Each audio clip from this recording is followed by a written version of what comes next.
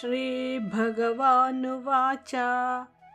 इमं विवस्वते योगं प्रोक्तवानहमव्ययं विवस्वान्मनवे प्राह ಮನುರಿಕ್ಷ್ವಾಕವೇ ಬ್ರವೀತ್.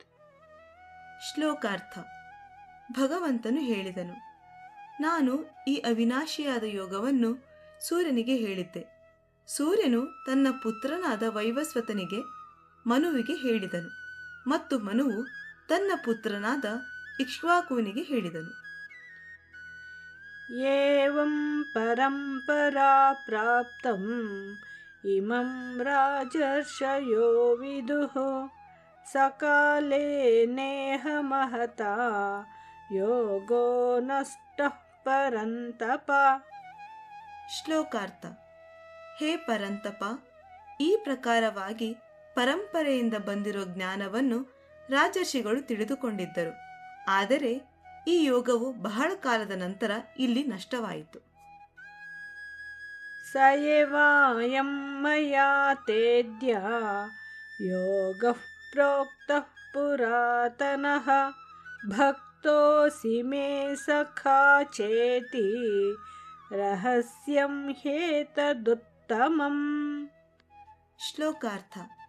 ನೀನು ನನ್ನ ಭಕ್ತನು ಮತ್ತು ಸ್ನೇಹಿತನು ಆಗಿರುವುದರಿಂದ ಆ ಪುರಾತನವಾದ ಯೋಗವೇ ಈಗ ನನ್ನಿಂದ ನಿನಗೆ ಹೇಳಲ್ಪಟ್ಟಿತು, ಏಕೆಂದರೆ ಇದು ಉತ್ತಮವಾದ ರಹಸ್ಯವಾಗಿದೆ.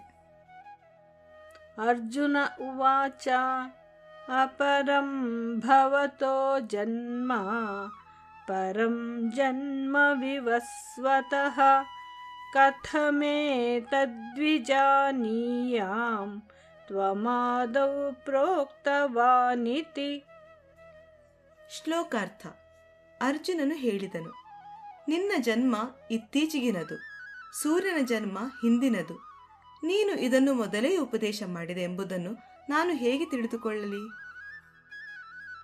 ಶ್ರೀ ಭಗವಾನುವಾಚ ಬಹೂನಿ ಮೇ ವ್ಯತೀತಾನಿ ಜನ್ಮಾನಿ ತವ ಚಾರ್ಜುನ ತಾನ್ಯಹಂ ವೇದ ಸರ್ವಾಣಿ ನ ತ್ವಂ ವೇತ್ತಃ ಪರಂತಪ. ಶ್ಲೋಕಾರ್ಥ. ಭಗವಂತನು ಹೇಳಿದನು, ನನಗೂ ನಿನಗೂ ಹಲವು ಜನ್ಮಗಳು ಆಗಿವೆ, ಅವುಗಳೆಲ್ಲವನ್ನೂ ನಾನು ಬಲ್ಲೆ. ಆದರೆ ಪರಂತಪ, ನೀನು ಇದನ್ನು ತಿಳಿಯಲಾರೆ.